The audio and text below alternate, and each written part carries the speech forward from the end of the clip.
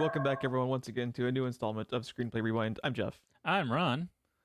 And Ron, we are back again with your selection. Damn but right. first, I believe you said we have a couple of questions to get through this week. We do. I got a couple of questions that came in via face-to-face from my wife. Face-to-face. Is this a new application I'm not aware of? That's my new podcast that Chris and I do. It's face-to-face. Okay, gotcha. Yeah. Gotcha. So I never really found an answer for the second one. I'm kind of still thinking about it. Okay. Off to a great start. Right? Well, she keeps rejecting my choices, so... Well, stop having bad selections, dude. She And then don't get literally just rejected. turned to me and said I did not. Screenplay Rewind film before a live studio audience. For a live Chris audience. For a live significant others audience.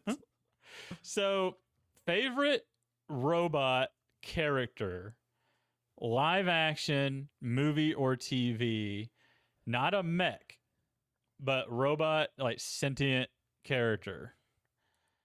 And cannot be animated? Was that a stipulation with it? Yeah, it can't be like the Iron Giant. Like, obviously, it can be like a CGI character, but... If we were able to do animated, the correct answer is Bender, I think. But since we're not able to do animated, I selected a live action choice. I don't know if you wanted to go first. I can give mine. No, you can go ahead. Mine is Arnold as the T-800 for Terminator 2. Very strong. Love me some T2 Arnold. I thought for a while on the T-800 or the T-1000. T-1000 also awesome fucking character. T-1000, one of the most terrifying things I ever saw as a kid. And those effects on him are still like awesome to today. Yeah. Like I'm more impressed by the 30-year-old T-1000 CGI than the modern cat people James Cameron CGI. I couldn't tell that it was either going James Cameron or that was going Cats. I couldn't tell which one. Yes. Yes. But yeah, mine. My pick. I had to. I couldn't not. Best robot. Crow T robot. Nice. He's my profile picture on everything, pretty much. Yeah, you kind of have to default back to that. Yeah.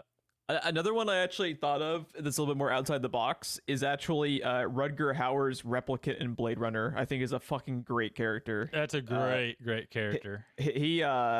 He totally steals that movie, and then like just like the stories you hear about like how he fucking like the most famous scene from the movie is the tears in the rain sequence on the rooftop as he's dying, and for people to have been like apparently crying on set because he was just improvising half of it, just fucking amazing. So he's like my runner up for favorite robot character. But by that extension, can you say Harrison Ford in Blade Runner? Depending on which cut of the movie you watch. Yeah, and who you talk to, because did you know like Harrison Ford and Ridley Scott even have different interpretations of that fucking movie? Nice. And all 12 of its versions. I agree with Harrison Ford, by the way. I don't like Ridley as much as I adore and love Ridley Scott. I disagree with his interpretation of his own movie. That's valid though. Yeah, you know? And that's also like, I think Ridley Scott kind of likes that because that adds like a whole, like even in 2049, they don't explicitly answer that fucking question because they shouldn't, because like that ambiguity is like part of what makes that story cool, is that it's left up to the kind of interpretation of the viewer. Well, like knowing Ridley Scott the way I do from everything I've read and seeing him talk, he would probably say whichever one he needs to stay to stoke the fire to just keep that argument going. Like he might not even have an opinion, you know? Yeah. He just said it just to make everyone angry because it was the one that would make everyone angry. Yeah, and like his like final cut of the movie gives like his answer to that question, but still is like not 100% set in stone. So it's like, well, it's whatever. Yeah. Whatever. It's a great movie. What is the second question that you had for us? So because I complained about all the stipulations on the first one, she tried to... Wait. Ron complained? That's never happened. That never happens. First time. First time. I don't even know what that means. So she changed it to favorite animal character in movies and TV. It can be animated, it can be live action, it can be CGI. It doesn't have to be sentient. It just has to be like an animal character. And she didn't like my first one, and she said she would accept my second one. Well, there is a correct answer to this. All right. Animal from the Muppets. No, but for real, you go ahead since I answered first last time.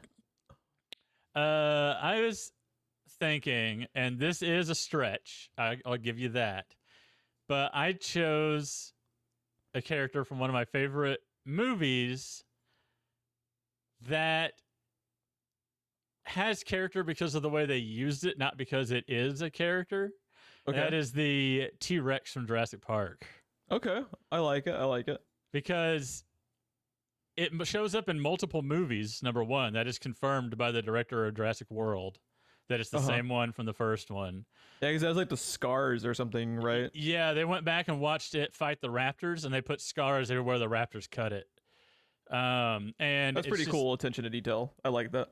And the way that they use all of the animals in Jurassic Park, they all are kind of a character, and the story kind of focuses more on the animals in the movie than it does the people. The people are almost kind of supporting cast in a lot of ways to the animals in Jurassic Park. So the T-Rex chasing them around and then showing up here and there and then kind of accidentally saving the day.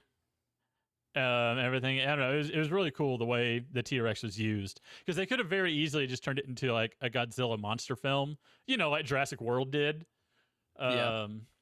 And instead they gave all of the animals, the velociraptors, everything, a lot of character in those movies. Very iconic character too. Yeah. That scene with the roaring as the banner is falling in front of him. Oh, yeah. I mean, that's like the first thing I think of when I think about that movie is that scene. That's what I was going to say. That's what pretty much everyone thinks of when you mention Jurassic Park or the T-Rex. Yeah. That and Dino DNA. But speaking of, isn't that I think we confirmed it when we watched it originally when I first watched Tremors with you, but is this the Jurassic Park girl that's in Tremors? It is. Is that okay, I was about to say, it looks like her, and the timeline kind of syncs up, with it being like a few years before Jurassic Park. And her, it's a Unix system. I know this. Yeah, that's her. That's Mindy. That's what I was thinking. It looked like her, but I was too lazy to pull up IMDb, which is already pulled up on my phone. I was going to say, what you're probably looking at. I am literally looking at it right here, but that requires pressing buttons, and I'm not about that life around here. I was going to look at Ariana Richards. Oh, no. I was going to say, I thought that was one of her first things, but she's in Golden Girls. Weird. How old is she? Oh, wow. She's a replicant. She's a child replicant. She was born in 79, so in 87, she's 8 years old. It's too late for math. Don't even ask me. I'm tapping out. So, yeah. But, yeah, that's Lex. So, my joke answer was Animal from the Muppets, which is, I fucking love Animal. But my actual... say Animal from the Muppets. Let me thinking of Wipeout, by the way. Oh, yeah. Bam, bam, bam, bam, bam, bam, bam, bam, bam, bam, bam, bam, bam. I also think of the commercial with God, there's an animal in the attic? There's an animal in the attic. It's a great commercial. It's so good. It's really good. My favorite animal in like a movie, though, I would say is I love the way Doug in Up just talks like he's actually a dog instead of a human voice. Like he just straight up talks like a fucking idiot. Like I was hiding under your porch because I love you. I love shit like that because I love you. Because, like, I never really, like, put two and two together. We've had, like, thousands and thousands of these fucking animated movies with talking animals, and they always just talk like humans. Right. He just talks like a goddamn dog would, and I love that. Now, the flip side of your answer would be Brian from Family Guy, because he's very much a human, but he can't ditch a lot of his animal habits. Mm-hmm. So, like, in the scene when Peter threw up 2 or 3 times and he's sitting there talking to Peter and comforting Peter, after a moment of silence, he just looks at the vomit and goes, so, you gonna eat that? Like, he can't ditch his animal instincts. He's all pissed off that he's tied up in the yard, and then a squirrel came by and he like ran himself around the post. He's like, "What the hell? This rope was a lot longer a minute ago," and he just starts tugging against it. I love, or like, whose leg do I have to hump to get a goddamn martini around here? Yeah, Brian, I also love me. And just the simple fact of how genius it was to just give him Seth MacFarlane's normal voice is so good. Have you ever heard his response to that? I don't think so. Someone asked, "Why do you just use your natural voice for Brian?" And he's like, "I don't know. I guess I just like the sound of my own voice." I was like, "I like the sound of your voice too, Seth MacFarlane." Me too. You can read me the phone book, and it would be silky. Yeah, it's pretty great. Have you ever heard him sing Sinatra, by the way? Holy shit. I think I have, because I think you had sent it to me in the past, and he's really good at it, isn't he? Yeah, there was like a Sinatra tribute thing that he sang in, and Jesus, he sounds just like the man. I want him to have a Sinatra off with Garmin. Oh, I know. Garmin is really good at it, too. Yeah, Garmin's just really... I think he just recently did like some event thing. Yeah, there's the second time. The first one was so successful, they did one for the holidays. Uh-huh. He is... Frank Sinatra's ghost resurrected, hosting an event, and I think that was so successful they did a summer one, but they played it like it was a long lost thing that never aired, like it was a tape that was found. There's like a thing that Sinatra hosted that never aired. It's pretty cool. Yeah, he's fantastic at that. But yeah, no, that's pretty good answers. Yeah. I had a cop-out for my robot before I thought of Crow. What was your cop-out one? The cop-out one was just Optimus Prime, but he's like... I was wondering if you were going to pull that one, because he's technically, because of the Bayformer movies, he's like technically eligible for it because of that. But he's a bad interpretation of the animated one. So when he mercilessly executes everybody in the third movie, I think that's a great adaptation, and I will hear... But he straight up Clint Eastwood someone at the beginning of the second one. Do you feel lucky, bot? Like, he literally looks at him and goes, "Not today," and shoots him between the eyes. And I was like, what the fuck just happened? Might as well have a fucking decal of the Punisher on his chest. Like, what would have happened is Ironhide would have done that, and Optimus would have been like, "What did you do?" Not, "Oh, the humanity." It wouldn't have been, "Oh, the Cybertronity." My cop out answer was R2D2, just because it's fucking R2D2, and I love that dude. I mean, it doesn't get much more iconic than R2D2. I thought for sure you were gonna say BB-8. I do love BB-8 too. The fucking thumbs up sequence in that movie is one of the greatest moments in cinema, and I will hear no counterpoints because it's fucking amazing. That makes that entire movie worth it. And I also like in the second movie, or I say the second movie, technically like the second of that trilogy, the eighth one, when he starts shooting the coins like a fucking BB gun. It's pretty badass, dude. Like a BB-8 gun? Yeah. I like how you make the actual correct pun and I say pellet. That's gonna be one of those types of shows. Okay. What are we covering poorly tonight, Ron? We are going to very, very poorly discuss Tremors. Nice. From 1990. But by the way, what is this going to be like, episode like 51? 51, how the fuck 52? did it take you 51 episodes to have Tremors on this show? I thought this was going to be like one of your first ones because how much you love this series. I've been wanting to pull it out, giggity, for a long time, but that took you a minute. But no, I was taking a drink, trying not to spit take into my microphone. But yeah, I don't know. It felt like it was time with Fred Ward's passing. I know, it's such a bummer because like who doesn't love that man? He's just always so good. He's so good in everything he did. Like the ultimate. Like if you need a blue collar dude to play your blue collar character, you get Fred fucking Ward. He was always so perfect. He is such perfect casting in here. And he's like one of those that doesn't really say no to a whole lot, and he's always great in it. So he's been in TV and movies. And he's an interesting one because he is always very much Fred Ward, but at the same time, like it's hard to explain. So like whatever character he's playing, he plays them well, but he always brings a little bit of Fred Ward into it. To make and it makes the characters like automatically likable because of how likable he just was as a dude and how charismatic he is, whether he's playing an asshole or he's just Earl Bassett trying to do the right thing and get along in life. Like, you know, what's he's always great. But out of everything he did, out of everything he's ever done, he's always Earl Bassett to me. So what's your second favorite performance of his? Because I'm assuming Tremors is like the default number one. What's like your second thing that you think of when you think of him? Tremors 2. God damn it. Fair enough. What's your non-Tremors franchise related answer for that? I forgot that he's in Road Trip, by the way. Oh shit, he is in Road Trip, isn't he? He is. He's in Chain Reaction apparently too. Yeah, he was in so he's in the second one, but Kevin Bacon left, right? Isn't that because I've only seen these once? Pretty sure that's okay. And they play it off perfectly because they play it off like it would be insane for him to come back. Like he married the girl from the first movie and they're living happily. He was like, I tried to contact Valentine, but he wouldn't do it. And he's like, yeah, why would he? He married a good girl and settled down. Like he'd be insane. So they played it off pretty good. They didn't kill him off screen or anything. Yeah, that would have been really lame. Oh my God, he's in Remo Williams. I take everything back that I said about Fred Ward. I don't know, man. We might have to cover Chain Reaction sometime, by the way. I haven't seen that movie in so long. I barely even remember it. Is it good? Is it? Yes. In a way. I want that. Dude, on the bottom of the Blu-ray is just yes ... question mark Ron Huddleston. See what Christina probably knows him from is Sweet Home Alabama. He's an ER, but then again, who hasn't been in ER? Yeah, literally every actor that has ever moved through Hollywood was on ER. I don't know, man. He was in True Detective, which I still haven't seen.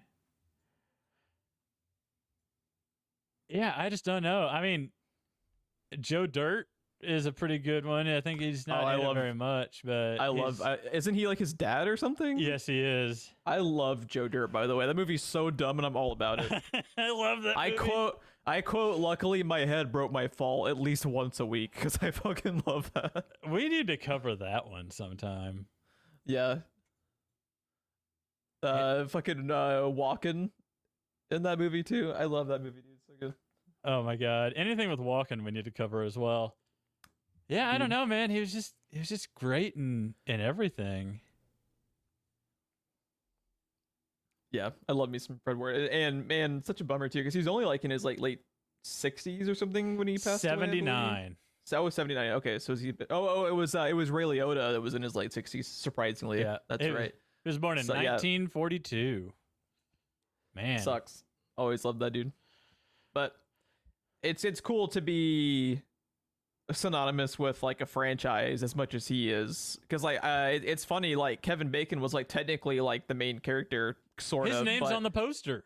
Yeah, but you know, in retrospect, I would say it's Burt and Fred Ward that are much more synonymous with this franchise than Kevin Bacon is. Yeah. Especially because isn't Burt in every single sequel? Burt is in every single one of them. He's in all 7 of them.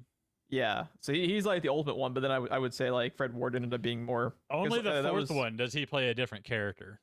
Because that's the prequel one, right? I actually want to watch the prequel one because I've seen the first 3, and the third one was like kind of meh, but I would like to watch that fourth one. The third one was TV movie quality. It was still interesting. It was still very much Tremors. The fourth one, I've watched it probably once. I like it that one time, but if I'm gonna watch Tremors, I'm gonna go back to 1 or 2. 5, I really liked. It's very much like the first one, but in Africa, so everything's bigger. The worms are bigger. They're like 60, 70 feet instead of 30 feet. That's pretty cool. There's a fucking amazing scene. We're never going to cover it, so I'm going to go ahead and talk about this. There's an amazing moment where this guy is up on a rock, like hiding from one of the graboids, and it literally leaps up out of the ground and snatches him off the top of the rock as it jumps over the rock and goes back underground seamlessly. So he like almost gets like Samuel L. Jackson and Deep Blue Sea. Yeah, it was basically, it was almost like a scene out of The Meg or something. It was like the thing was so big, he just went into its jaws without it having to close down on him. Yeah. Another movie I really dig is The Meg. The thing you're not going to like about the fourth one is that's when they started using a lot of CGI. Well, I remember them using a lot of CGI even in the third one, which kind of like took me out of it, because that's the thing that I like so much about, especially the first one, is like, oh my god, like we'll talk about it, but the effects in this, for practical effects nerds like me, you know, like my favorite movie is The Thing, and one of my favorite things about it is the practical effects, and like there's such good practical effect work with the way that the dirt, because like, when you think about it, like so much of this movie on paper could be so boring, because a lot of it is just looking at like pieces of like the ground and the dirt shift, but they always make it like exciting. You know, it's just like a testament to how like fucking amazing the special effects. Well, what it is a love letter to Jaws. Yeah. In Jaws, you don't have the shark. The camera is the shark. The camera is the monster. And they do a lot of those same camera angles and having the camera run at people. Yeah, just like they have the shark in the water. The camera swims up to people. They do a lot of those things. It's like half Jaws and half like Evil Dead, that like when he would have like the camera angle like set really low to the ground and like chase after people with the like the unseen force in the monster thing they never show. Right. It's like very similar to that too. They the actual working title for the movie was Land Shark. Because that was where the idea came from. One of the producers used to walk around in the desert and sit on rocks and think about, what if there was a reason I couldn't get off this rock? Like, what if there was something under the rock? And it was just one of those things he filed away. And then he went in with his partner and started making like educational movies. And when this was the first movie that they ever made for Hollywood, and he was digging through his folders and found the Post-it note about Land Shark. And that's where this whole thing came from, this whole franchise. Yeah, like the two most successful elevator pitches in Hollywood history are, it is Die Hard in a blank or Jaws in blank. And that gets so many movies made because it's just such a, or you know, like or Aliens, but the S is a dollar sign. True. No, they had a hard time pitching this movie actually, because no one could understand what the fuck they were saying to them. They're like, so there's a monster, and it's like, yeah, but it's underground, so you don't really see it. And they're like, so there's no monster, right? No, there's a monster. And they're like, well, where's the monster? It's underground. And they just could not get anyone to understand the concept of the movie. So they actually had to go back and write a full script so they could hand someone a thing and say, this is what we want to do. Yeah. And they finally got some producers and stuff on board. And Universal, well, it's pretty much the Netflix of movie studios. So especially when it comes to movies like this, where it's like, where like the hook is some type of creature, you know, that's what they built the entire fucking studio on. Exactly. So this is their bread and butter. For them to be hesitant about it just shows like they really, like, to your point, they really had no idea what they were being just like told about. One of the most brilliant things about it too is Ron Underwood, the director. This is his first movie to direct. The producers, it was their first movie to produce, and the special effects guys had just come off of Aliens like not too long before. They'd worked on Aliens, but this was the first time they did it under their own name, under their own studio. So there's a lot of first writing on this thing. It's Reba McEntire's entry into movies and TV. And they, the director said that he wanted basically to kind of make it a love letter to the 1950s Universal monsters. Mm-hmm. But he wanted to kind of shift it. And Kevin Bacon talks about how like they took the concept of the 1950s monster movies from Universal, but in those movies, the monster is the focus and everyone else in the movie is kind of supporting actor to the creature. But he said they very much made Val and Earl the focus of the movie and just kept putting them in situation after situation with the creature. But other than that one change, everything else in it is basically a love letter to any of the Universal monster movies. Yeah, so. And by doing so, by actually making the characters like more, you know, actually important to the overall plot of it. Like horror always is more successful when you actually give a shit about who's in peril. So like, it works out to their favor, to where you have like large sections of the movie that are completely just a love letter to old creature features, but then you also have like the tie-in. You know, like I think Kevin Bacon and Fred Ward are both really, really likable. Yes, in this, and their back and forth is really good too. Like they were just perfectly casted together. they play off of each other so well, both in their age difference and like you get that they have some sort of history together, but very different backgrounds, but they don't ever talk about it. You just get that from the way they interact with each other. Yeah, And they're it's very really like-minded. subtle.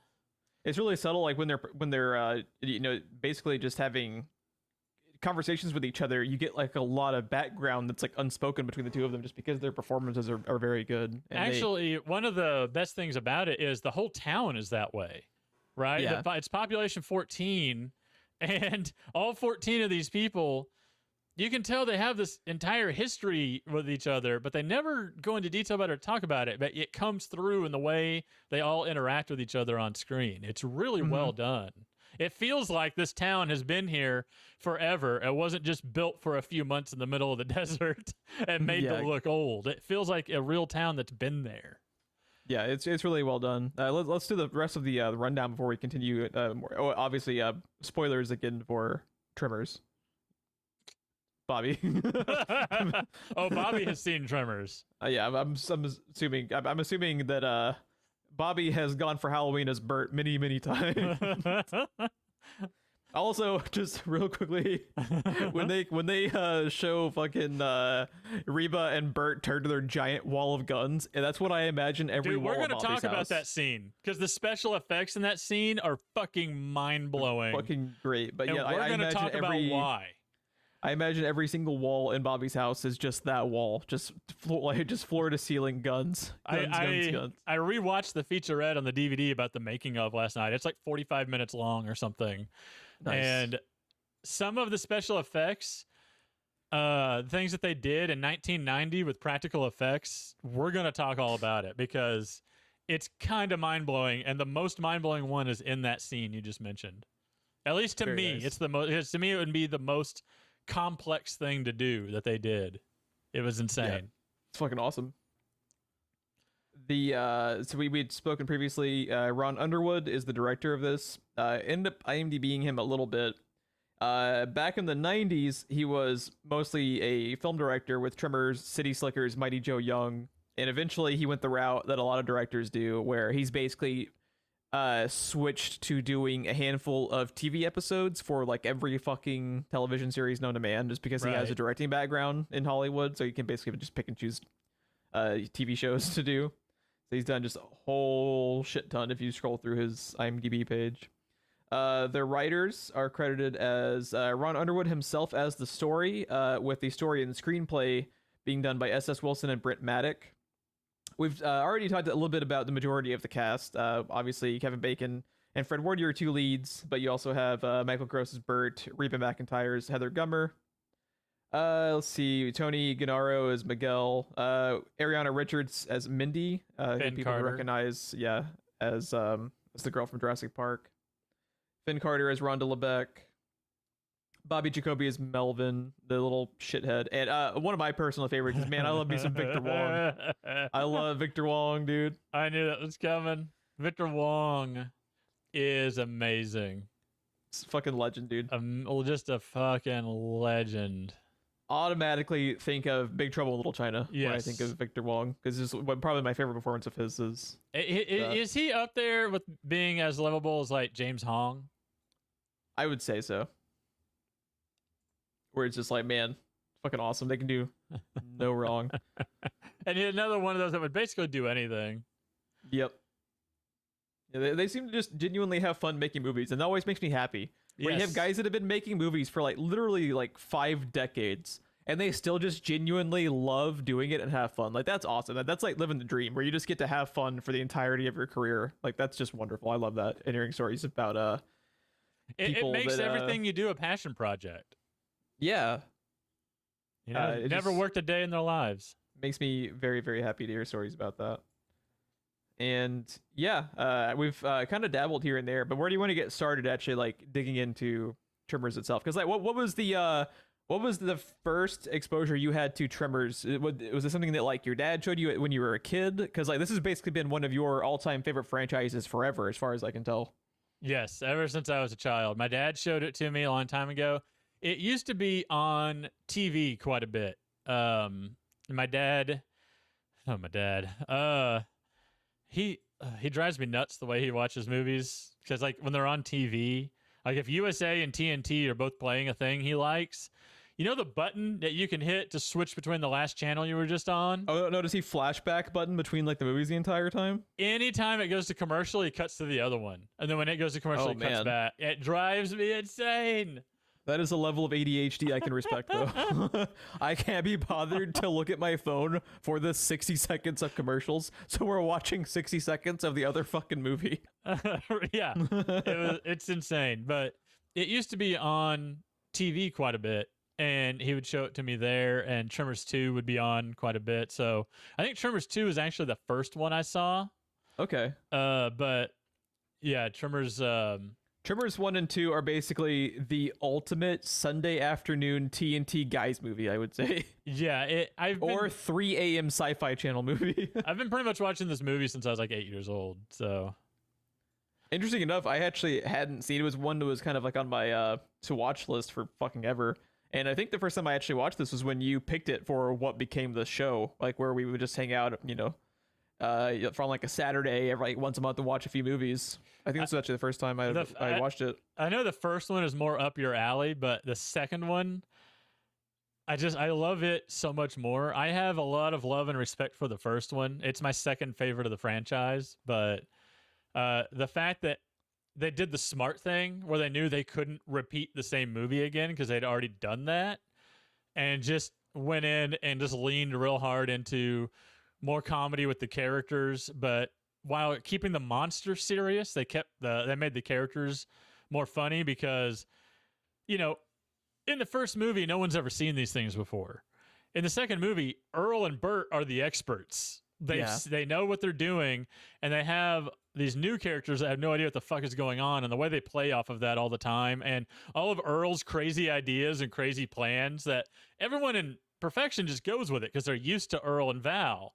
But in the second movie, people are just like, the hell did you just say we're going to do? Like, you know, the way that they play off the characters in that movie, I find much better just because I like humor and I like monsters and I get both. This one's got a lot of humor, though, and it's got a lot of really strong characters. It's just, I saw it second as I think its biggest flaw. I think the first one is better, but I think the second one is more fun. So it's just kind of like what you want to, you know, get out of the movie. Or, you know, you just fucking double feature them and get best of both worlds, because I think they're both really good. And I also think it was incredibly smart to focus more on Bert, because he's just such a fun character and he's so perfect for this franchise. And, you know, he's like in all fucking 7 of the direct-to-DVD sequels for a reason, because he's just synonymous with the franchise now, and he's an awesome character. It's like, why would you not? And if he's down to do it, like, why not? Is it the third one? I can't remember. Is it the third one or the fifth one that opens up with him with the Jeep with the goddamn turret as just like thousands of shriekers come running at him, and he's using himself as bait, and he just mows them all down? I think that might be the 5th one, because I don't remember that, and I've seen the first 3, so I don't think I've seen that part. But I want to at least watch the 4th and 5th one now, since you said like the 4th one's the prequel. That sounded pretty interesting, and you said the 5th one is the one in Africa, so that one sounds pretty you know how animals are the size they are because of the amount of food available? Yeah. So they're in Africa, and because all of the animals are larger, the worms themselves are larger. Gotcha. So they very much kind of repeat the first movie again, because even Bert, there's things going on that Bert is unfamiliar with. They're doing different things he's never seen before because they've had to adapt to a different environment. They were in the desert in Nevada in the first movie. Now they're in Africa with other things going on, and the Graboids have experienced different things, and they learn. They're learning machines, Jeff. They're learning machines. They're learning machines. So yeah. I don't know. This movie's just kind of always been up there. It's just been part of my movie watching experience from the beginning. Yeah. It's just like, man, I have so much love and admiration for a 90-minute monster movie, because this movie feels like 10 minutes to me. Yeah, it goes by so fast, and it's so quickly paced, and it's so fun to watch. You know, and then this one isn't even as like campy or funny as the second one is, and it's still just really, really well paced. And I like the I think you can kind of tell that they had a problem over a long time pitching the movie, because there's actually like a lot of attention to detail in the script itself when it comes to like the characterization of everybody that I don't think would be there unless the movie had kind of like been in the oven for several years. I think that actually ended up benefiting the movie because it feels more of like a really fleshed out project instead of it just being kind of like, you know, like a lot of monster movies are just kind of like, these are easy to make. We'll knock out the filming in like a month. We'll put it, you know, like your Sharknado type stuff, right? Where it's just kind of like they go into it knowing it's a B movie. They didn't have that approach with this, and I think it makes the movie better because they're not taking it as a B movie. They're making it as good as they can, and it shows. Like it doesn't come across as like disingenuously made. It comes across as like they're trying to make a genuinely good fucking movie. We have good actors, like let's take advantage of it. Yeah, the interesting thing watching that featurette was Ron Underwood talking about how, you know, him going through the script with Wilson and Maddock, and they revise it and everything. Ron talks about how Fred Ward is Earl Bassett. Like, we just have to have Fred Ward because Fred Ward was one of his favorite actors, and he had just come off of some project. And he was just like, Fred Ward is the only Earl Bassett we can ever have. And this is a first-time director. Like I said, first-time producers. The monster makers, they're not first time, but this is the first time under their own name, under their own studio. So it's a brand new studio for them. There's a lot going on here. And they're like, Mr. Ward would like you to read the script. And he was instantly in. Nice. And then Ron Underwood wanted to pursue Kevin Bacon. He wanted to fight for Kevin Bacon and get Kevin Bacon in, because Kevin Bacon had done 2 or 3 things that he was just like, I really feel like Valentine is in there. Like, if you just kind of mix these characters together that he did. And he's like, I really want to fight to get Kevin Bacon here. Kevin Bacon's kind of red hot at the moment. And like I said, this was his heyday. This was like his prime right here. And this is the type of movie that someone like that probably wouldn't do. Yeah. So he was all prepared to fight to get Kevin Bacon in. And Kevin Bacon just instantly said yes, like Fred Ward did. Love it. So, and then Michael Gross wanted to read. And they're like, the guy that plays the dad on that sitcom wants to read? So, okay, he's not a good fit, but okay. And then he does the read, and they said like he was like jumping up and down on the couch and just being all crazy during the read. And they were just like, yeah, he's Bert, hire him. It's so funny that he was the one they were hesitant about, and he's been in all of the movies. Yeah. Like 12 movies later. And the funny thing with, like, I think Reba McEntire is fucking adorable in just about every way. Like, I'm not a big fan of her music, but everything she does that I've watched, I usually really like Reba McEntire. She's very likable. Like, did you know? I don't think I've actually talked about this. Did you know my family is actually friends with Reba McEntire? Like, oddly enough. Excuse me? Reba McEntire is from McAlester, Oklahoma, where I lived as a little kid and where my grandparents are. So my grandparents actually know Reba McEntire. Oh, wow. Really that's insane. I think I might have met her when I was very, very young, but I don't remember it. But yeah, my family, oddly enough, like knows Reba McEntire. It's like, okay. Did your grandparents say that the downfall of the Soviet Union really was the trouble in Bert and her marriage? I could only hope so. We'll get to that line eventually. That's Tremors 2. She's very likable in this. When they came to Ron Underwood and said Reba McEntire wants to do this movie, and he was like, oh my God. He's like, really? And they're like, yeah, she wants to get into acting and stuff, and a project this size she thinks is a good way to like launch that platform, and she just wants to. And he's like, oh my God. He's like, we were lucky enough to get Kevin Bacon and Fred Ward. We were lucky enough for the cast to come together. He's like, but everything else is a mess. And like, my career's writing on the line. It's my first movie to direct, and the producers are the writers, and it's kind of their career on the line. It's the first time they're doing a thing. And now I have to deal with a first-time actress? Really? And then they're like, yeah, she wants to read and everything. And she flew herself out to do the reading, and they hired her on the spot when she did the reading. Yeah, she's really likable. Yeah. And she's not in the movie, you know, very much because they focus, you know, mostly on Fred Ward and Kevin Bacon, but she's good. And I think she's really good. Knock it off. It's also just kind of badass to see Reba goddamn McIntyre just Every gun on unloading the entire assault rifles into a monster. Just like, yeah, this is Here, you know what? Why don't you just take mine? Yeah. Yeah, I fucking love her in this movie. And this movie might have a lot to do with why I love Reba McIntyre to begin with, but Did you ever watch any of her sitcom? I think it was like just called Reba, where she was like the mother of like your typical stereotypical just sitcom family. Did you know that this existed or had ever seen it? yeah, I knew it existed. I never seen it. I'm not a huge sitcom person. It was just Reba, right? Yeah, I think it was just called Reba, and I'm not either, but I've watched bits and pieces of it because my grandparents and my parents are really big into sitcoms, so we basically just always had them on in the fucking TV, much to my chagrin when I was growing up. But I remember it not being bad, like for sitcoms, not because she's just, genuinely charismatic as a person, and that kind of can sell a sitcom. Ugh, I just found out she's in PJ Masks. Oh, really? Yeah. So, yeah, I don't care for her now. Fuck Reba McIntyre. I can't stand that show. We got to cut the last 10 minutes of recording now. I take it all back. Is there a bigger little shit in a movie than Melvin? I was wanting him to die much. He's technically the villain of the third one. Oh, that's right. I forgot about that. He's like a real estate mogul, and he comes back to buy perfection so he can level it because I don't of everything that remember happened in that movie. Yeah, because everything that happened in the first movie, he wants to just wipe perfection off of the face of the valley, and he's like trying to like get eminent domain or something. He's like some sort of real estate mogul. Of course, like that. Only that level of shithead could be a real estate mogul. Yeah, he's like technically the villain. That's when they have El Blanco, right? Is that the one with the albino graboid? And Bert calls him El Blanco, and he's just like roaming the desert. They never kill it. They never fight it. It attacks here and there, and they fight it away.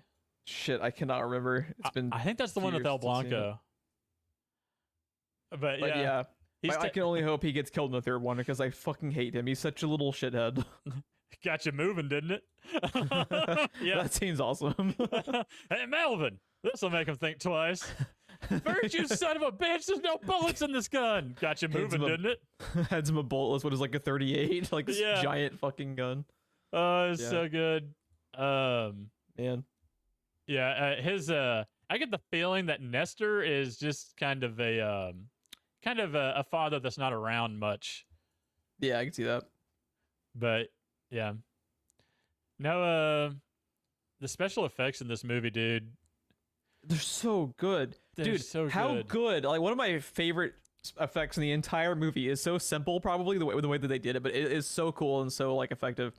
I love how they set up the wood planks on the like front porch of the store to like ripple. Yes, it's so like it's cool. water. It looks like a wave of water. So fucking cool. Like I don't know how they did it, and it was probably simpler than you think it would be, but just because special effects guys in Hollywood are fucking geniuses about turning something really what will like look incredibly elaborate on screen and in the movie was super easy to set up, but whatever they did, it's a fucking amazing effect. I love it. That dirt hump that moves around, they buried a track, they dug a trench, laid a track in it, and that is a buoy from a boat that they winch to the back of a pickup truck, and the pickup truck just drives forward and pulls this buoy into the ground. They buried it, and it pulls it forward on a track. Love it. And that creates that effect of basically it's the shark fin, right? Yeah. Now, I love the monster design in this thing so much, and they talked about like apparently there's a line in the script that just describes the mouth as opening like a flower. Oh, yeah. And apparently a lot of the original design of the monster, they went kind of like whole hog with the flower theme, and like there's a lot of spikes arranged like petals and all kinds of bullshit. And every time they would show a sketch to the producers or the executive producers or to Ron, they'd just be like, the fuck is this? And then they're like, okay.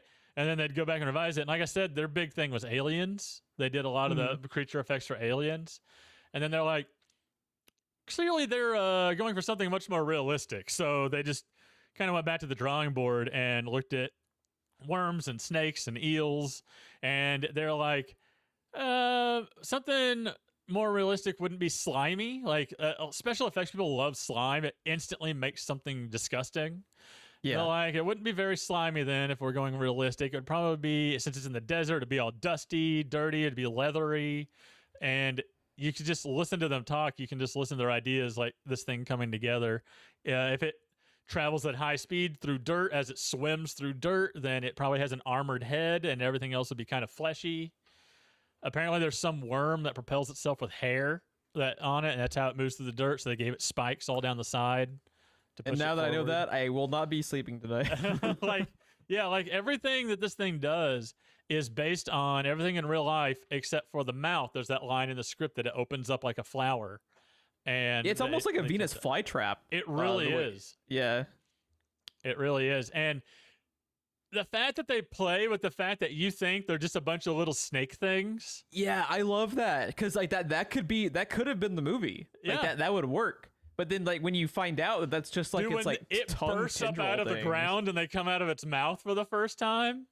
And the fact that they're all like sentient, like they like almost move like independently of one another. It's so cool. And it's so creepy. It adds like the way that they move too, where they have them kind of like slither blindly around, and it seems like a lot of the sound design, which is also very good in this, has like almost like snake like viper sound effects. The way it whips around and stuff is really cool. It sounds like a rattlesnake almost, as it like a rattlesnake striking every time it strikes. So the special effects guys, when they were talking to him, they're like, okay, we have the mechanical graboid. It's got all the cables inside it, and you manipulate the cables and it manipulates the mouth and moves the head around. And it's one of those puppets that has like 4 or 5 guys with what look like giant Atari joysticks. And as they rotate the sticks around and stuff, it makes it do things.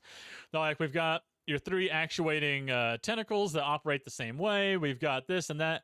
And they're like, okay, and where's the hand puppet come in? And they're like, yeah, hand puppet. We have one of those. And they slowly make a note to build a hand puppet. I love that. The miniature people were like, we need hand puppets. And they're like, yeah, no, those are there too. Of course those are there. And they jot down a note to make hand puppets.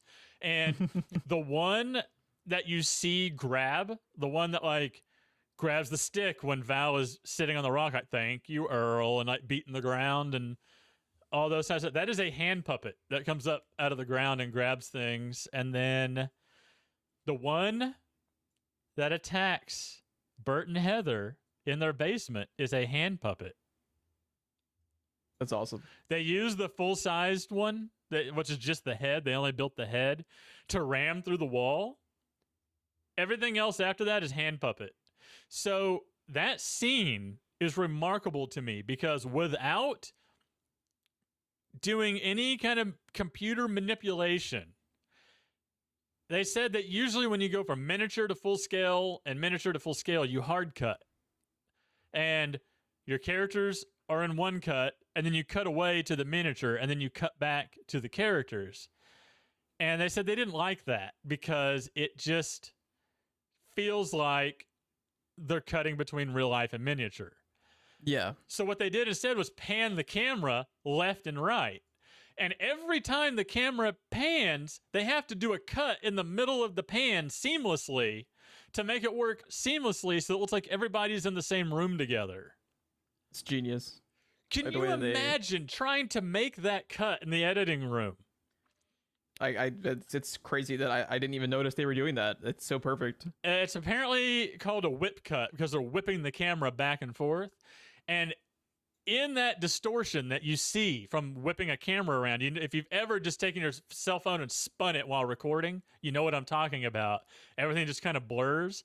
They use that to hide their cuts. That's why they're whipping the camera. But what they've done is they've put the miniature and Bert and Heather on screen at the same time. And they're fighting a hand puppet. That's so cool. It's a goddamn hand puppet. It's a 1/4 size puppet. That's amazing. Which, by the way, a 1/4 size of a 30-foot worm? Is that like what, 6-something feet long? But yeah. Yeah, that's nuts. I cannot wrap my head around it. I do not even understand how this works. And there's a really funny part in the featurette where it's 2 brothers that did all the miniature work. And they were talking about, like, we went to Ron, which is the director, and said, so there's this stool in Bert's basement.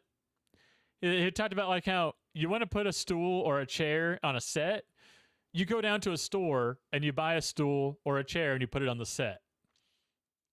They had to mimic that basement. They had to mimic that whole set in miniature. And apparently that bar stool that is in the background was a nightmare to craft, and it was very expensive. It took a lot of man hours to craft, and the hand puppet's supposed to come in and destroy everything, and that stool is like there in one scene, and then it's in the background in the next. And it's because it's there in the scene when they ram through the wall, and the next one is the miniature, and they're like, man, this miniature was very expensive.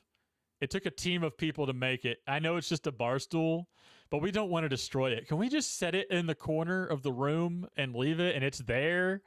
And the director was like, if it's expensive, don't break it. And they're like, okay. So they set it in the back. So apparently there's a footstool that a bar stool that randomly moves I've never noticed in the movie before because they didn't want to break the miniature. That's so funny.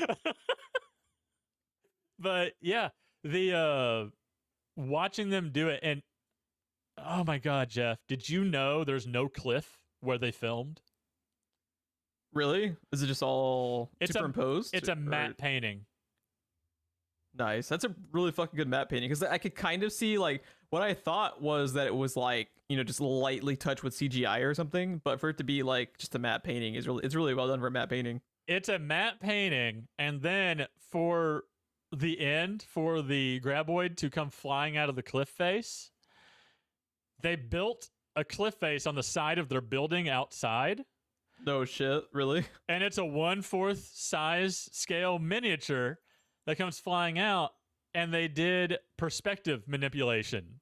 So the camera is near the ground where the thing comes out, and the stunt double for Kevin Bacon is just standing on the roof of the building.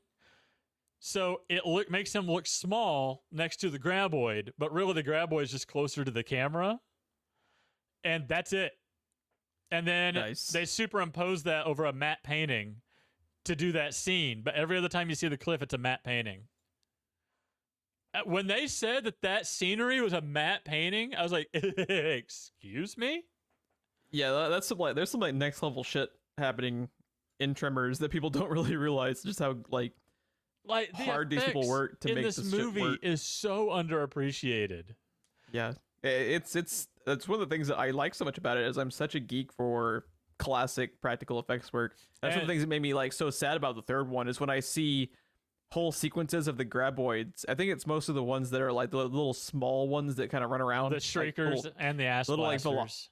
Yeah, they're like little like velociraptor style dudes that are mostly like either fully CGI or like mostly augmented CGI, and that kind of like broke my heart a little bit. You know, it's one of those things like with the they do a mix of that with the Shriekers and Tremors 2. Usually when you have multiple of them on screen in Tremors 2, they are CGI. When you have just like one or two, you'll have actual puppets. But they need them to, like, they have one jump up on the car. It looks really bad because they couldn't have their puppet do that apparently. So they did it with CGI, but for the most part, they still do a lot of practical effects in the second one. The third one gets really crazy. I mean, literally the third stage of their evolution is called Ass Blasters. That sounds like the worst NES game I've ever played. Or the best, I guess. Uses the duck hunt but gun. it's just like, obviously they have to, because especially once you get to the third one, which was probably direct to DVD, for them to have to deal with like such a reduced budget, you like, I understand why. It just always makes me sad when you see sequels or like remakes of something with a franchise that was like partially beloved because of its practical effects. When they go CGI, it just kind of breaks my heart a little bit. Like it happened with The Thing. Like there's so much bad CGI in The Thing prequel that happened a few years back. Just like, yeah, it's fucking terrible. It pissed me the fuck off. But there's so much bad PS2 looking CGI. It's like, you guys do realize like the most famous thing about The Thing was its practical effects, right? Like, you do Oh, you don't? Oh, okay. This movie sucks. Okay, moving along. I'm not as hard on that movie as everyone else, but I get the criticism. I hate the Thing prequel so much. I didn't think it was that bad. The effects weren't great, but I didn't think the movie was that bad. I hate the sequence of the spaceship. I hate that. I just you're also like fucking with like my favorite movie of all time. It's true. If they fucked up Alien that way, yeah. Yeah.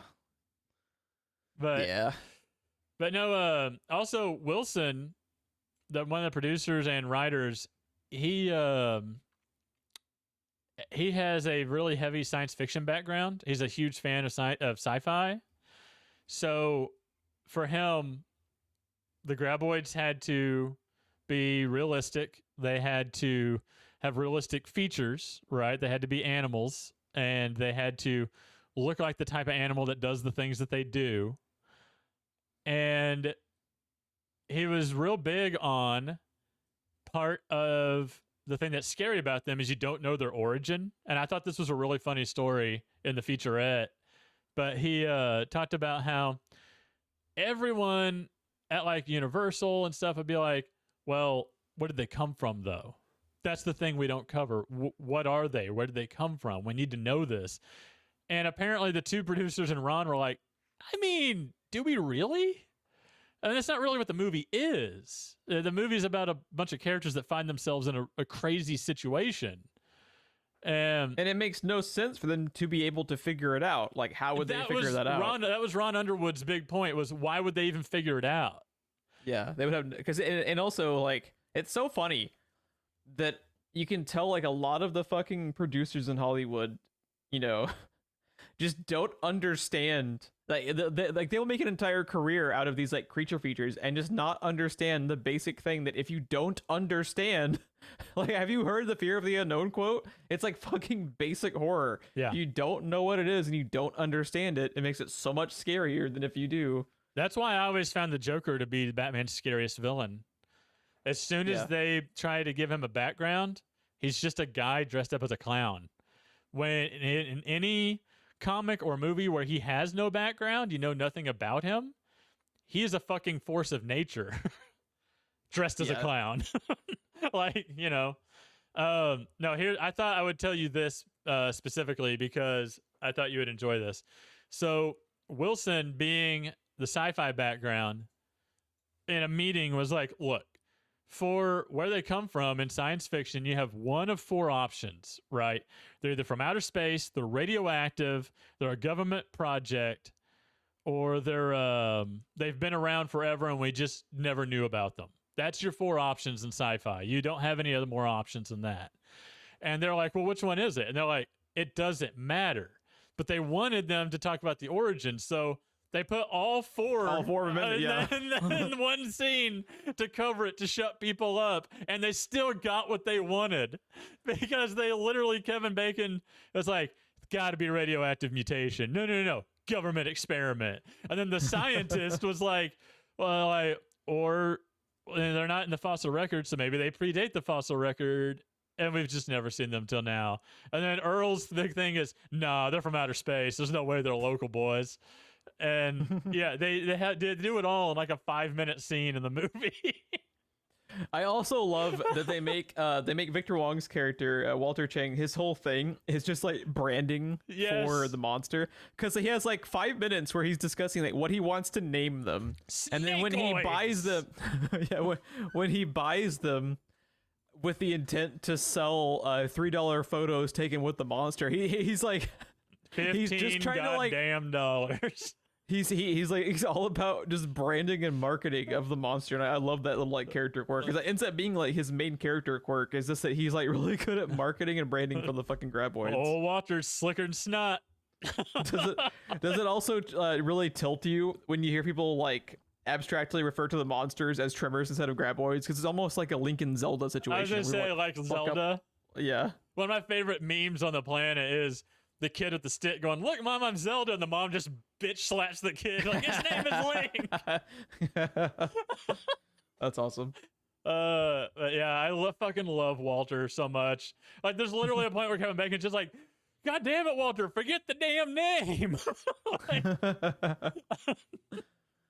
Oh shit. Yeah, which feels to me like a reference to Alien and Aliens in a weird way. Yeah, kind of.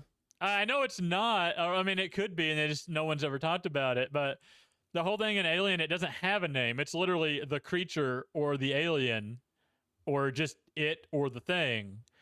And then in the second movie, they randomly started calling it Xenomorph because when they made toys, the monster didn't have a name, and so they had to have a name on the toy. So someone kind of created Xenomorph somewhere so they could have it on the toy. So it kind of just feels like that whole discussion about naming the Xenomorph to me just put in a movie. Yeah, it's like the exact same thing that happened with Return of the Jedi and the Ewoks. The word Ewok is never said in that whole fucking movie. It was the toy line that named Ewoks. Right. Yeah. Yeah. I don't know. I've been going on and on. What's your favorite thing that they did in this movie effect wise? Because that's really, I mean, we could talk about the characters and the effects all day. That's really the meat and potatoes of this movie. You want to know? It's not a specific scene. It's just like the way they do it in general. Overall, I think is so cool. So they have moments where what looks to be standard, like Nevada desert and gravel, but it moves and reacts like quicksand. Yeah. And it looks so, because like quicksand's a really terrifying thing to think of, like just going out that way, like the sequence where the station wagon. Oh, dude, the station wagon is so terrifying. Like can you imagine being Earl and Val, like when they stumble upon the fucking headlights in the dirt? I love it just immediately cuts to them on horseback again. Here's the plan. We ride like hell. How could they bury an entire station wagon? Yeah, like just imagine that, and then like the look on their faces when they look at each other when they see like the Ford logo, and then brush the dirt off of the headlight that's still on because they can hear the music. Dude. That's like a fucking genius bit of horror where you hear the music from the station wagon under the ground, like echoey between like the dirt and everything. I love that they go through that entire scene, and then finally he's just like, "Oh well, the car's gone. We just missed him. That's all." Well, then where the hell's the golden oldie coming from? Yeah. It's awesome. One of my favorite lines from the movie, by the way, that I quote a lot, and I don't know if you've ever caught it being from this movie or not, but it's just, what the hell's going on? I mean, what the hell is going on? When they find Fred and he picks up the hat, and it's just Fred's face sticking up out of the dirt. Oh, man. Yeah, it's they also they have a lot of cool effects work on just how like seamlessly they make the entirety of their buildings shift around when their foundations are being fucked with by the graboid. It looks terrifying. You want to know what blew my mind? The roof of Walter's shop is designed to collapse and go back together for a retake. That's awesome. So it's designed to give it almost like a water look when it moves and wavers. And then they just literally reset it and do another take. And it's designed to be reusable over and over and over again. That they focused on Bert's basement and Walter Chang's shop because I didn't realize this till I was watching the making of. That's the only two building interiors in the entire movie. Oh, yeah, sure. So they put all of their money in Walter's shop and what was left over in Bert's basement. Because they had to build the wall and break it down and build the wall and break it down and get, multiple takes. But in Walter's shop, it's designed to break away and come back. And that effect, when, he's like, the ground's getting closer, Earl, as the roof is moving like they're on water. Standing on top of water is insane to me. Yeah, it just instantly has this otherworldly, like, spongy effect to the roof. Yeah.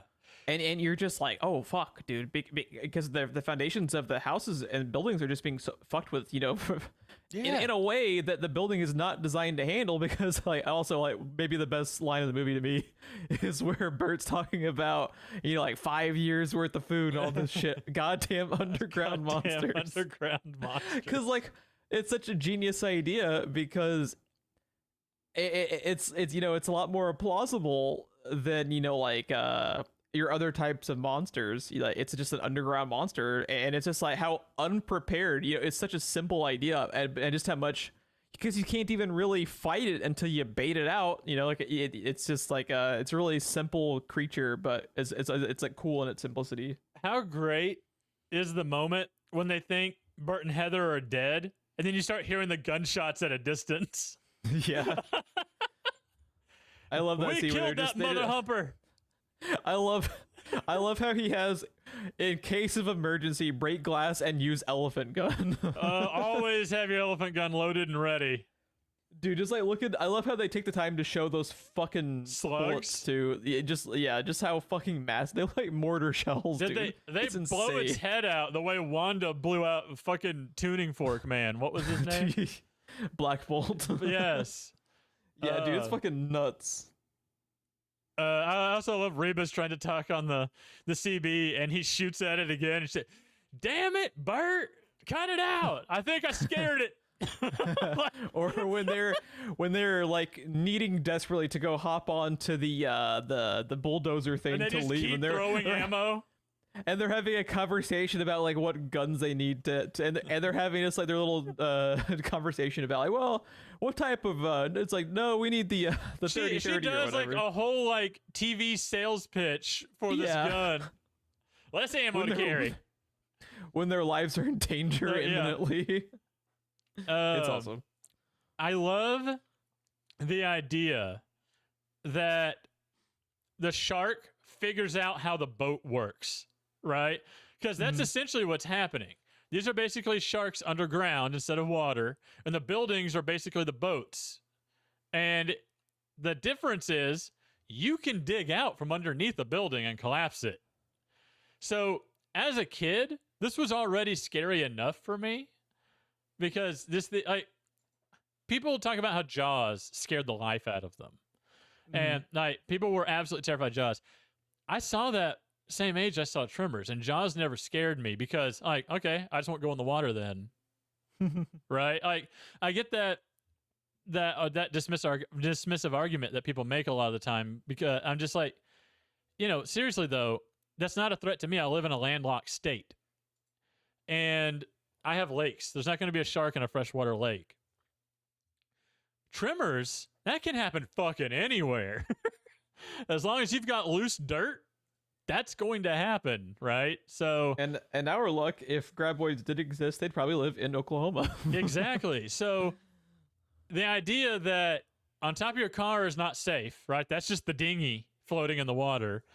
Climbing on top of a building, that works for a little bit, but eventually they start figuring out that they can collapse a building by digging the foundation out from under it. And the idea that the shark can take down the boat, right? Like, that is a very scary thought, because that's your sanctuary. How often are you going to find a solid granite boulder laying around for you to climb on top of, or an electric high line, right? Like the first guy they find. Yeah. I don't know. That was always a very scary notion to me as a kid. Yeah, it's like that type of creature that is often the most scary, when it's so plausible and we don't know. Just like there's so much undiscovered, like square footage regarding the ocean. We don't fucking know what's in the earth. We find shit all the time. We find like micro organisms all the time everywhere. You just don't know. Do you believe in the hollow earth theory, Jeff? I believe that the crab people are down there. Crab people. Yeah, I don't know. It was always a really scary notion to me as a kid, but as an adult, and just like the simplicity of, it's basically a shark swimming through dirt, and the way we kill it. Okay, so this is a point I wanted to bring up that I forgot to mention earlier. This movie has the balls to do something a lot of monster movies do not do, and I wanted to see what your take was on this. Okay. The first time we actually see a monster, right? The very first time that we don't see the appendages, we see the actual graboid, is when it comes up from underneath Val and Earl's feet, and then they run from it in the desert, right? Yeah. And they kill it. That's the first time we saw the monster. Mm-hmm. The very most monster movies want you to be afraid of this thing. It seems like it's invincible. Like nothing can kill it. It takes anything and everything you can think of to get the job done. They kill it just running away for their lives. They kill it accidentally because it's just an animal. Mm-hmm. It's not a force of nature. It's just a part It's just of nature. hungry. It's just hungry. It's just doing what animals do. And they introduce the monster to you by killing it. The first time you get a really good look at it, it's the corpse of the one they killed. Mm-hmm. Like, that is ballsy to me. You want your audience to be afraid of this thing, and you introduced it by killing it. Mm-hmm. I don't know. I've always had a lot of respect for that because not a lot of movies will do that. Yeah, typically, they present it in this just unkillable killing machine, and for them to make it, actually be able to hunt it, it also, kind of dictates what ends up being like the second and third acts, because it's, not just people, it's, it's not like a slasher type thing, where you're just there to watch people get killed by the monster. You're there to watch them try to figure out how to fight it. How can we survive this? It's like survival horror instead of, just a slasher movie. And that's pretty cool that, it's actually, that's one of the things that's really cool about The Thing. It's them actively trying to problem solve instead of just, being fodder to be killed for, like a slasher. It's a cool and more engaging, I think, type of creature if you have a way to combat it. And it's not just, because that can also get kind of boring. It's like, well, if the thing is just, this unstoppable killing machine, like what's the point? Why like, even fight it? Yeah. The idea too that the way we're gonna kill this thing is literally science. Like it's got no eyes, it feels vibrations and it hears sound. And the idea that the explosions, since it's underground, the explosions don't actually hurt it physically, but it overloads its sensory perception, right? It's a loud noise, and it's a creature very sensitive to sound that they literally have to run away from it. They're not scared of it. They literally have to get away from the loud noise as fast as possible because it is too painful for them to stay around it.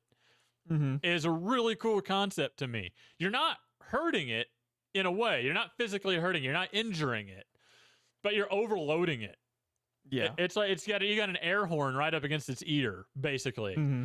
It has always been a really neat thing to me because it's so simple. Because Bert has that awesome line when he's like, when it comes to starvation, I'm just gonna walk right on out there, fuse lit, let them take me down. Boom. Good Lord, honey.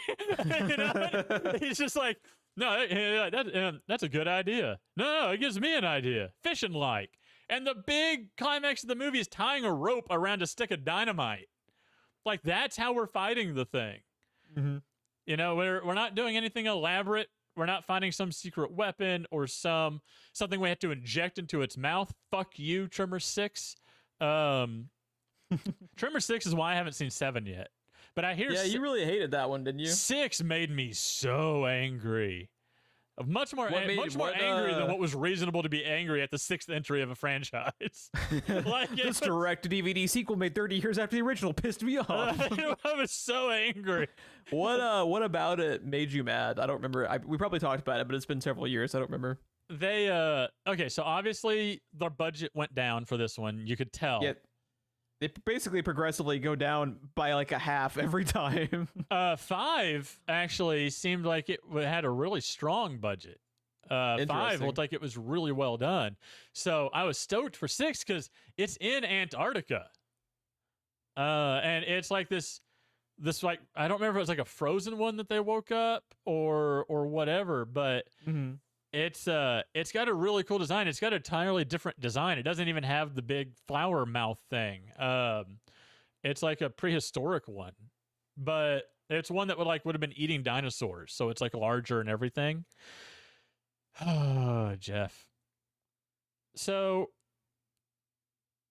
instead of going back to the roots of the movie and using the same techniques as Jaws, which would have been the smart thing to do, is it got really schlocky with the attacks coming from off screen, and like the only thing that would have made it better is just like a monster head on a stick coming in while a boom mic is hanging from the top of the screen. It was like very amateur. Oh, it was so bad. It was like made by a high school film crew or something. What it reminds me of is the announcements from the film class in Spider-Man, right? Oh yeah, like how like it literally says Shutterstock across all their images and stuff. Like that's what it reminds me of. And then they introduced this entire subplot about how all of a sudden, because of his exposure to the one, and is it the third one or the fifth one he gets eaten? Bert gets eaten by one. I think it's the third one when he gets eaten, because I think I remember seeing that. And then they cut him out of it with a chainsaw. Well, apparently there is some parasite living inside the graboids that he's now infected with, and it's only just now becoming an issue. Like 20 years later. Yeah. And he's like it's doing these really weird things to him. He's not just like sick. He's like having like seizures and like seizing up. And it's one of those things that literally anytime they need a dramatic moment, he randomly seizes up and a graboid almost gets him and someone has to save him. They do it like 8 times. That's such a lazy like plot device. They do it like 8 times, and the big crux of the movie is we got one of these things left, and we can't kill it because there's some sac in its mouth full of fluid that we need to get that fluid out and inject it into Bert to cure this. So it's like manufactured like tension, and it's like I cannot tell you how happy I am every time I watch the first Tremors movie when Kevin Bacon goes to start up the bulldozer and it just starts. Yes. It like, you know, like every fucking movie in like especially old slash movies, they got to get to a car's not gonna start. It's like, motherfucker, that happens like 0.05% of the time. Have you ever seen that Geico commercial with the slasher film? Probably, but go continue. I don't remember. The teenagers, or a bunch of teenagers, are like in a slasher film, and they're like, okay, we gotta find somewhere to hide, man. We gotta get away. Let's go to that shed that's full of like all the swinging knives and all the like size and stuff. I do remember this stuff. Like, but there's like a running car right over here. Why don't we just take the car? They're like, no, we have to go to the shed, and they like all run to the shed. And then the lightning strikes. You see the serial killer inside the shed. Like, and he's just watching them argue about the car or the shed. But yeah, like that plot device of like him having the like seizures and stuff, like when it's at the most inconvenient time, is just such lazy writing that it like hurts my soul. I could not look away from how bad that movie was.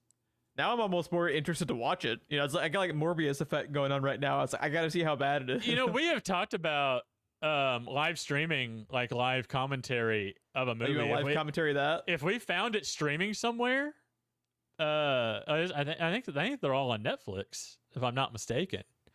We could do that.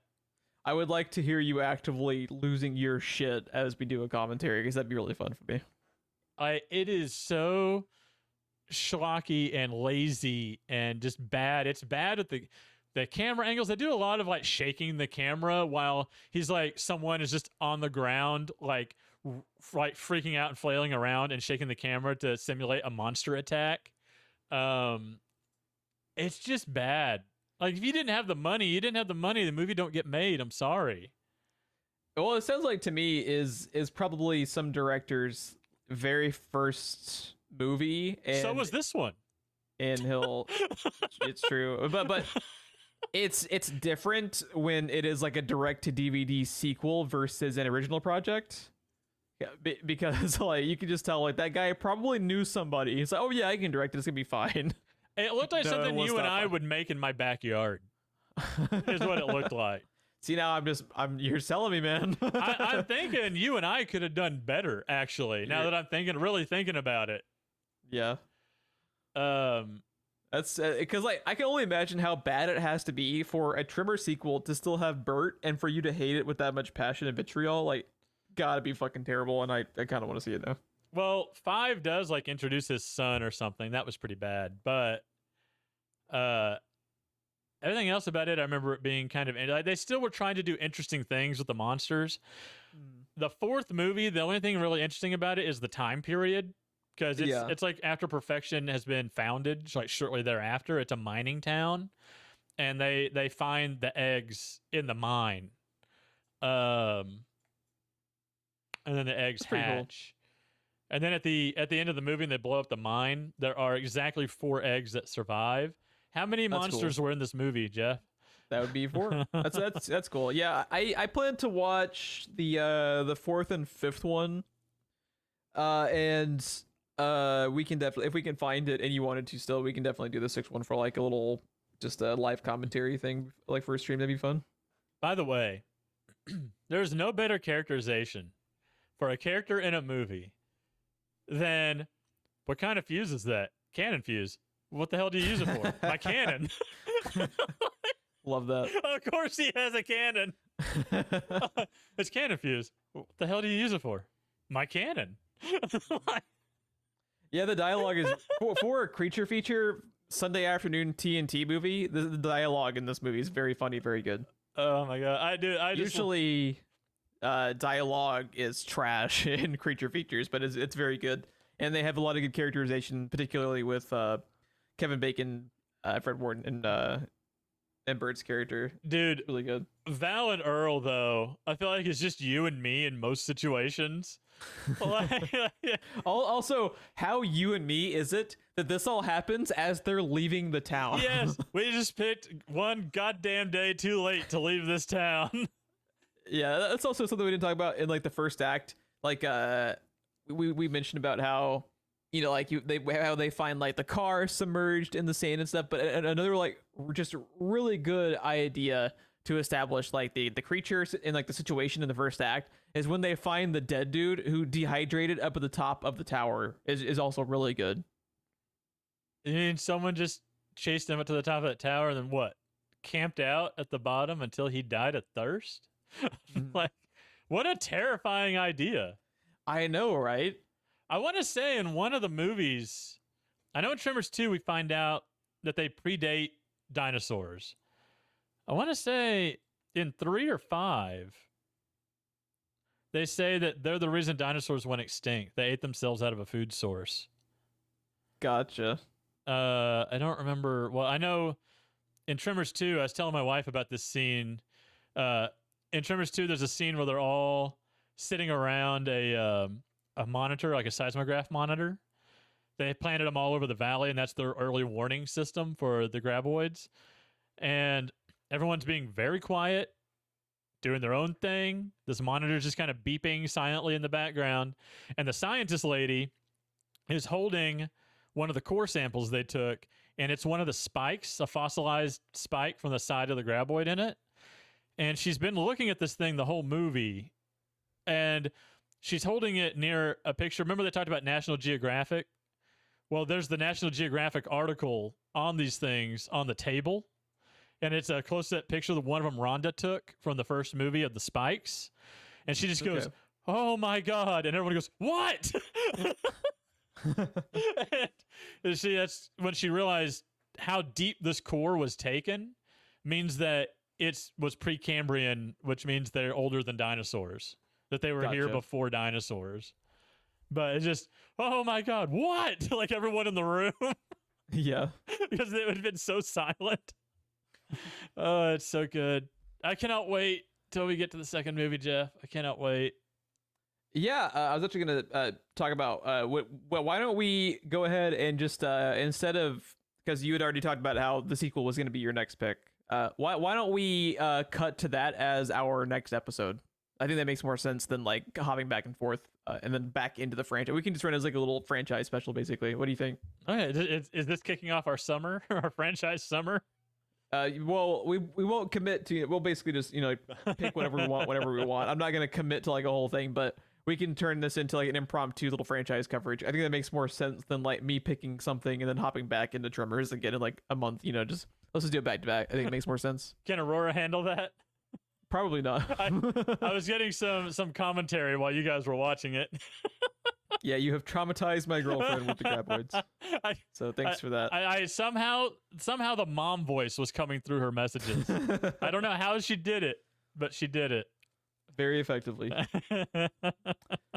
Yeah, I will absolutely enjoy watching the second because I really like the first. I did not like the third one that much. I just thought the third one was like kind of meh, but I like the second one a lot too. So I'm if you're a really... fan of the franchise, the third one is worth watching because it's more Bert, and it's interesting that we return to Perfection Valley and something else happens with the monsters, and Melvin comes back as kind of the villain. So if you're a really big fan of the franchise, like the third one is worth checking out. But it's not near the same quality. It's basically made for TV movie quality, but because they're using established characters and actors are returning to play those characters again, it still kind of works, you know? They got really lucky that what is it Richard Gross, is that his name? Michael Gross. Okay. They got really lucky he was willing to come back because like I think the third one is mostly watchable because of Michael Gross. Oh, and anyone that does not know this exists, go to YouTube and look up Burt Gummer for president and watch his campaign ads. Nice. I've sent you a few of them before. It's from his underground bunker in a secret location that he will not disclose. And they're promos for Shrieker Island, the 7th Tremors movie, and the thing that has happened to Bert, I don't remember if this is in the third one. It's in the 5th one and the 6th one, and I presume the 7th one. I haven't seen the 7th one. But he is basically a YouTuber. Like, he takes a camera out in the field. You start seeing him do it in Tremors 2. He brings a camera with him, and he's making video documents, video journals of what he's doing. And like that is what he is famous for in the world of Tremors, is he's the monster hunter, and he videotapes himself hunting the monsters. And I think the guy that ends up being his videographer is like his son or something weird. But his sidekick, they give him a sidekick, and that's his videographer for him hunting the monsters. And it's just really funny. So in the ads for Shrieker Island, it's just him talking to his own camcorder and posting them from some basement, from somewhere, being very Bert. And it's great. All about it. Love me some Bert. Oh, God, they're so good. But all right, so Tremors 2 is officially our next one. All right, I am pleasantly surprised. Yeah, we'll do Tremors 2 for the next one. And then it must be my birthday. I might pick like 2 back to back. I don't know. We'll figure it out. Yeah, that's what I was gonna say when we got off of here. Is you should probably, if I'm getting a double feature, you should pick a double feature. Okay. So yeah, we're gonna watch The Thing back to back, and twice. then the prequel. No, I refuse. Yeah. You know what would be interesting? Not now. It's too early. But when this show has been going on for way too long. I think we crossed that bridge a long time ago, my friend. When this show has got some more age to it, looking back at some of the movies we've done occasionally as like a bonus episode, not like one of the main episodes, maybe like a 30-minute thing, I think would be cool. Yeah, agreed. Like we need an excuse to watch Alien and The Thing. That's again. Really what I'm getting at, is I want to watch those 2 movies again. Which we basically watch every Halloween. I don't think I did last time. That makes me sad. I watched The Thing again because of course I did. Because of course you did. Did you show it to Aurora? I did, actually, before I realized she was terrified of horror movies. I think she talked about that last time she was here. That's why I mentioned it.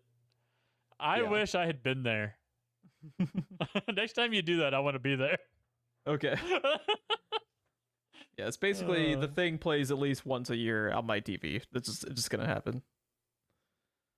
And but yeah, I'm excited to watch the second one again because I'd only seen Tremors. I'd only seen the first 3 movies once, so this is my first time rewatching them, and I liked the first one even better on the rewatch. So that was my next question. That was gonna be my closer. Is if the last time was your first time, how'd you feel this time? Because I know you liked it. You're not as warm on the franchise as I am, but I knew you liked it. I didn't know how you'd feel on a revisit.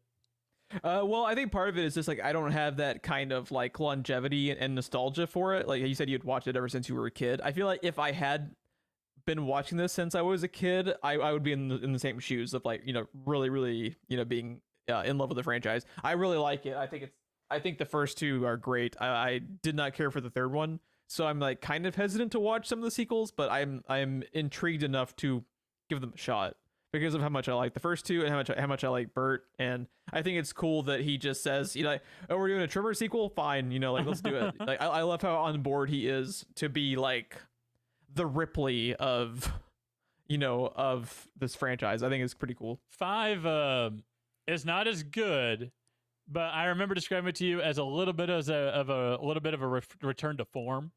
Yeah. Because after 3 and 4, like 4, I don't think they have anything that's not CGI. I think their CGI, the worst part is the tentacles come out are CGI and they look real bad. Like the graboids look bad enough. The tentacles look real bad. There's just something about the way they move and everything looks, well, you know how bad CGI looks. Everything looks wet. Like everything just looks like a PS2 game. Everything looks like it's lightly spritzed. Yep. Yeah. It's real not good.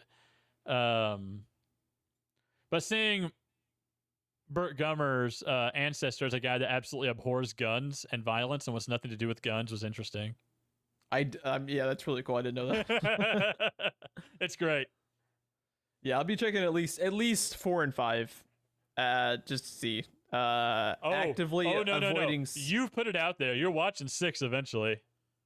Oh yeah, and I was gonna say like as part of a special commentary thing. Well, I'll definitely be down to watch that because I just want to hear you actively losing your shit and get angry over the thing we're watching. That because that'd be basically like me with the Avatar movie, with the Airbender movie. I got unreasonably angry for the 6th entry of a franchise, I have to say. And when you're on recording, there's no such thing as unreasonably angry, so we're good. That's our spinoff podcast. Unreasonably angry. Well, dude, that's what we need to do. Unreasonably angry. I feel like you and I could record a year's worth of episodes in like a month. Pretty much. But yeah, did you have anything else you wanted to cover with the first Tremors? Are you glad you finally got it on the show? I'm glad I finally got on the show. I'm sad it had to take Fred Ward's passing to do it. Excuse me. But man, just what a juggernaut. He is half of this film. And he's a good He's a good half to 3/4 of the second one. He's at least 2/3, I would say, of the second movie. Yeah, he's just like but he doesn't overwhelm. He doesn't overshadow anyone else. He's a juggernaut in the movie, but he also steps back when it's time to step back. Yeah, Fred Ward was awesome, and he will be missed because he's just like such like I said earlier, I think like the ultimate like blue collar actor. Yes. But he always just comes across as like very genuine and likable and so charismatic, and he will be missed for sure. But man, if you got to be associated with a franchise, you can do a hell of a lot worse than Tremors. So that's always like really cool. So that's actually like one of the first things like when he had passed away, he was often referred to as like Tremors actor Fred Ward. Right. Which is cool to be synonymous with a franchise in that way. So he will be missed, but to have his career largely defined by Tremors, I think is pretty cool. Dude, this is a great movie. I'm excited for the second one because it's Earl Bassett who is completely sick of this shit. Like he's completely over it. It's full like Danny Glover Lethal Weapon mode. Yes. I'm too old for this shit. Yeah. Yeah, I'm excited. So be sure to watch Tremors 2. Is it playing on any platforms? I don't know if you'd happen to check. I was not ready for this. Let me look that up real quick while you close us. Yeah, and I'm checking it as well. While you can check out the show further on Twitter. We're on SPR Filmcasts. Check out the Twitter and follow it for show updates and everything. If you like the show, obviously subscribing to it on whichever platform you happen to find us on greatly helps us. And any ratings and reviews you can give us is always appreciated and helps the show grow. It is streaming on Stars, apparently. So if you have Stars, or if you have not used your free trial of Stars, you could get it that way as well, I'm sure. Yeah, and I've done that so many times. Just subscribe to free trials for shit and immediately cancel it. It looks like it's available to rent and buy in all the usual places: Google, Amazon, Apple, YouTube, Vudu, Redbox. Nice. Because be sure to check it out. The streaming juggernaut that is Redbox. Redbox. Do they still have a streaming service? I'm assuming they do, but I can't imagine people still using it. Like, why? Yeah, it's not good. It's not good. I've used it. But it's bad. Be sure to check out Tremors 2 so you can follow along with us, because Tremors 2 is fucking awesome, and I'm excited to rewatch it. So yeah, thanks everybody for listening, and we will catch you next time.